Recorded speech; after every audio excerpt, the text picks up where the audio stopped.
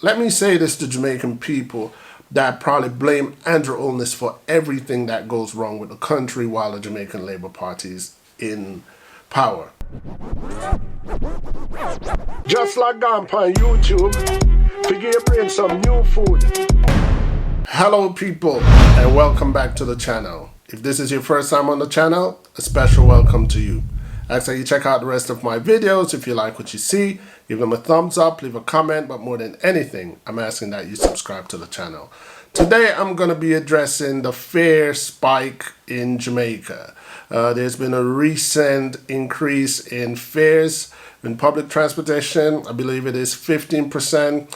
And somebody asked me to address it. I am happy to take on this particular issue for more than one reason. The number one reason is because I currently don't live in Jamaica, and as much as I'm far removed from the situation, it gives me an opportunity to demonstrate how expat Jamaicans can also contribute to the current development of Jamaica despite not being there on the ground. I mean, Jamaica is home. Jamaica remains my nationality, so I always keep an eye on what's going on in Jamaica. The second reason why I was pleased to address this issue is to educate people who are younger than me. I was calculating and realized that people that was born in the 1980s, they're actually in their 40s about now. So if you were born 1980, this year you'll be 41.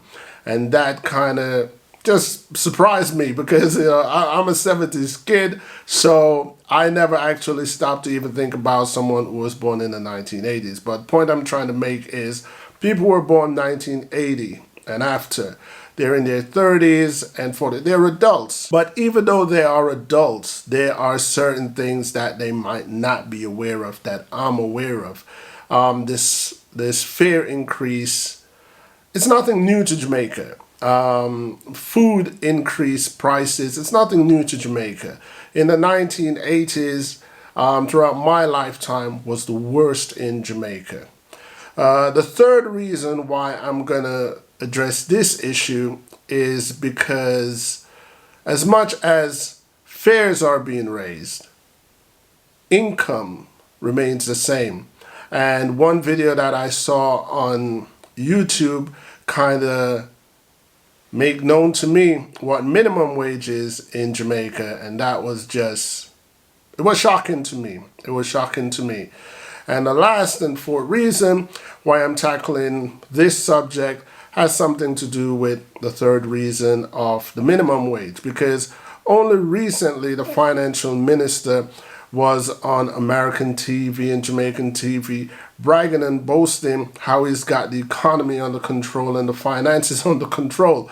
And to find out that despite that bragging and that boasting of being so good with money and have Jamaica at a financial stable status, so to speak, to learn that Jamaicans are making only $8,000 per week, which when I calculated, I live in Switzerland, when I calculated it was about 46 francs, which is about 44, 45 US dollars a week.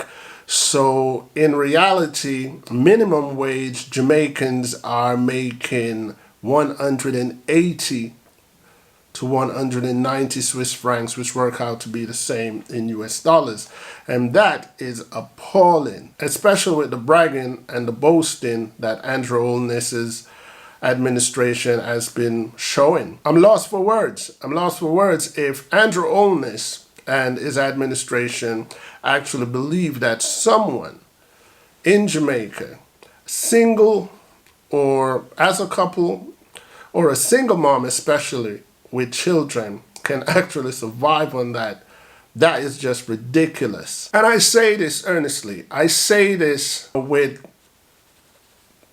somewhat of a pain in my heart because, like I said, as much as I'm far removed from the situation, I could be like Andrew Holness and his team. I could have the same attitude. I could just be like, well, that situation doesn't truly affect me directly, so why cry over it? But I'm a Jamaican who love my country and who love my Jamaican people. And to hear of their suffering, I cannot say as much as I'm hundreds of thousands of miles away, well, it doesn't bother me. Because it does. Because at the end of the day, Jamaica is home. And it doesn't matter how long I live abroad. Any given day, the rules can change and nationals can be sent back to their country. So I'm never 100% at home when I live abroad, despite which country I live in. I'm never 100% at home. I always remind myself that I'm a foreigner, despite the residence permit or the naturalized citizenship that I might have attained. So back to this situation of the fare hike. The fare hike does bother me because 15%, it doesn't even matter to me if it was 10, 5, 15%. A hike is a hike. And if minimum wage is what I've actually heard that it is a tremendous negative effect on Jamaican people as they travel back and forth to work. If Jamaicans were already struggling to get by, any level of hiking prices is going to create some trauma to their lives. And yeah, when it comes to, okay, let me tackle the part where I'm more proficient on. The part that I'm more proficient on is the political side of things. In Jamaica, the two long-standing parties have been JLP and PNP. If you check the history of the two parties, you'll realize that PNP has more victories over the years than JLP ever had in its history. And the reason for that, I'm speaking to the I'm speaking to the adults that was born in the 80s but were so young at that time that they were unaware of the political template or the political setup at the time. The People's National Party has more victories over the Jamaican Labour Party for the simple fact that the People's National Party is indeed what the name says. It is for the people. And when I say the people, I'm talking about the majority of Jamaicans. The majority of Jamaicans living in Jamaica are ghetto people, are people that are low income or no income. And the People's National Party, its design, its framework is for poor people, to my knowledge, to my understanding.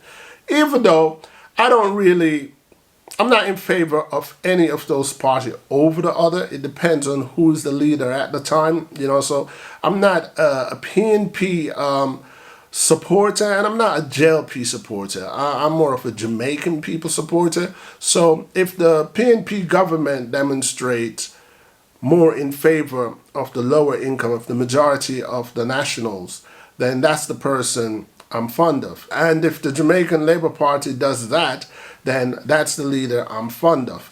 But I'm not really for one party per se, but I'm just speaking in general and to my knowledge, the framework of each party. The Jamaican Labour Party has always looked out for the people who are high earners.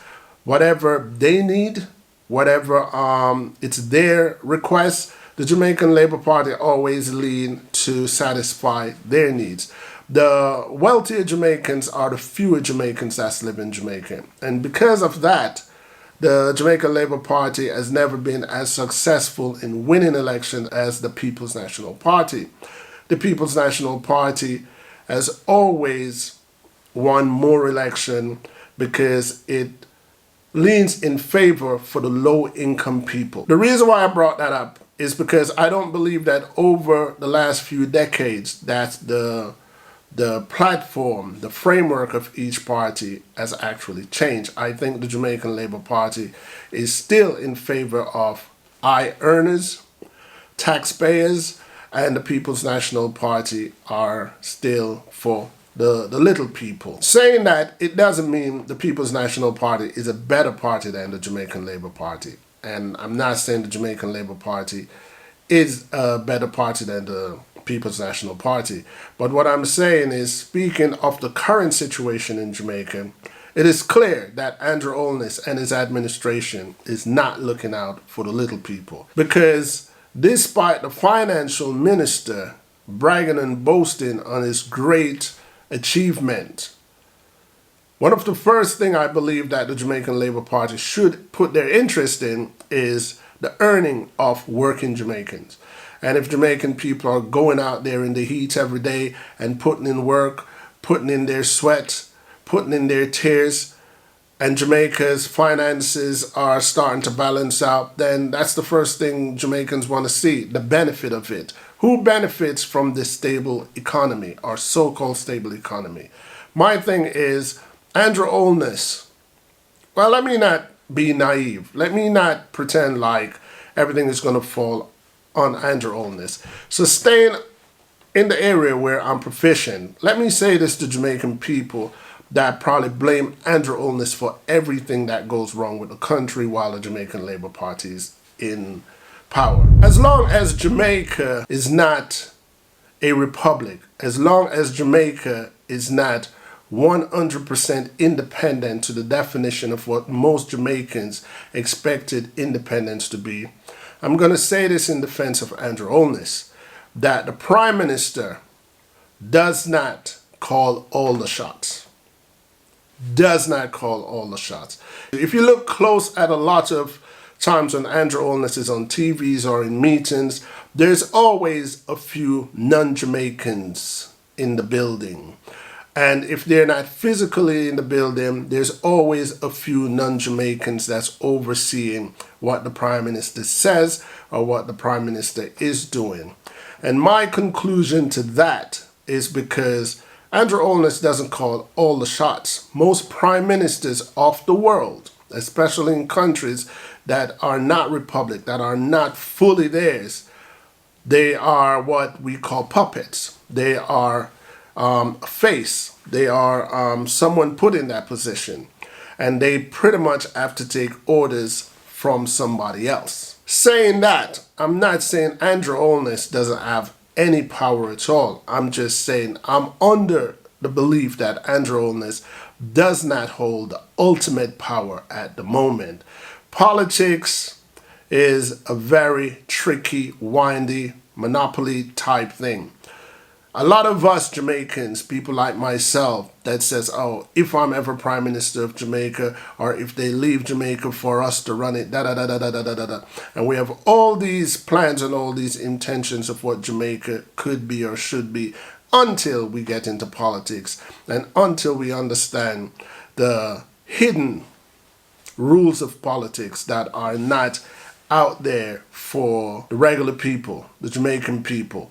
But saying that, Andrew Holness is a person, and when you are in politics, when you are appointed Prime Minister, depends on your personality. You can be fully controlled, or you can just do what you believe is best for the people, or promote or push what you believe is best for the people.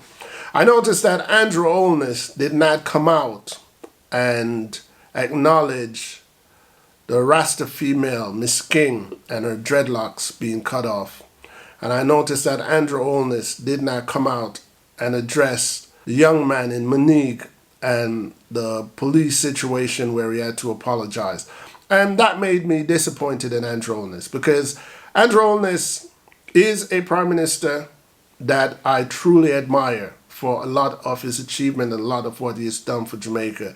But with those two incidents, I would be lying if I said they didn't change my views of Andrew Holness, because at the end of the day, Jamaican people are who should matter to the Prime Minister.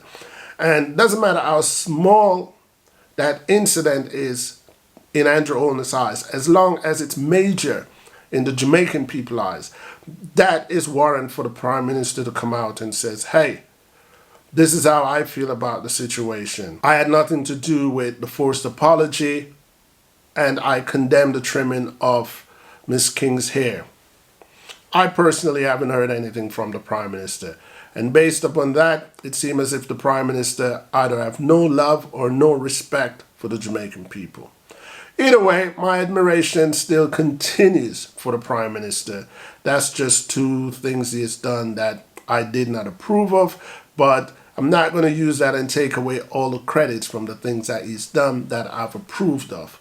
Saying that and staying with the hiking fares, The only thing that I can say to Jamaican people, talk is cheap. I live in foreign, and my talk is still cheap because my talk can either fall in deaf ears or my talk can either influence someone to take action. This situation is not currently affecting me because I do not live in Jamaica. But for the Jamaicans that live in Jamaica, I'm going to say murmurs and talk and whispers and criticism is cheap. You guys have to take action, whether that is picketing, whether that is writing and sending your objections or demands to Jamaica House, but to just murmur and talk about the situation and say how bad it is and how inconsiderate the Jamaican Labour Party is for its people with the icon fair price versus how much we make for a living, that's not going to change anything. Without action, nothing is going to change. I could sit up here and ask the Prime Minister to consider increasing the wages of the Jamaican people's income. Minimum wage, if that is minimum wage, somebody please confirm to me. 180 to 190 US dollars is what a Jamaican take home on a monthly, minimum wage Jamaican. So we're talking about the majority of Jamaican nationals, the poorer class. Let me know if that's a fact, because that's just disgusting, and that's something that Andrew Holness should be considered. There's a lot of development going on in Jamaica. That's all good and fine, but well, what's the point of having a beautiful landscape if you're dying for hunger? If you know, hunger promotes crime, and if the Jamaican Labour Party wants to diminish crime and the numbers of violent crimes in Jamaica, you gotta start help putting food in people's table. Desperate men do desperate things.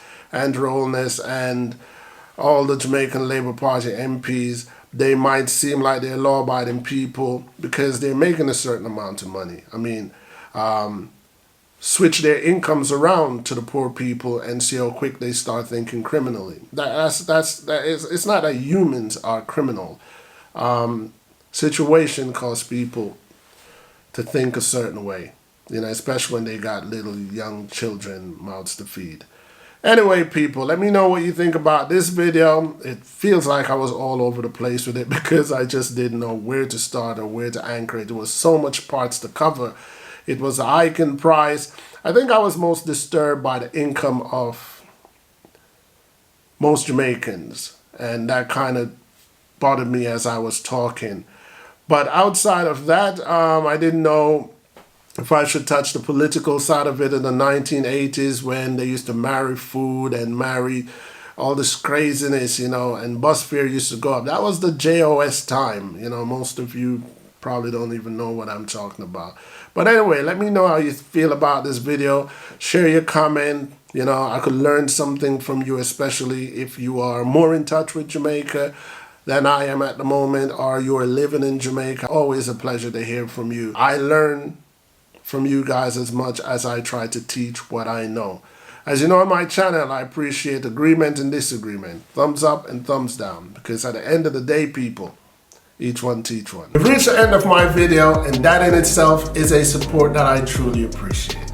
Other ways that you can support this channel is by giving this video a thumbs up. But the most important way to support my channel is to hit that subscribe button so you do not miss out on any of my future uploads. The third way to support this channel is to go to my Teespring account and purchase in any of my merch. And the fourth way that you can support this channel is joining me on Patreon to give me a contribution to help me to do what I do here on YouTube. Once again, I want to thank all of you guys for checking out my video and ask that you continue to join me, Ian T. Sabas, here on YouTube to see where my journey takes me. Until next time, peace.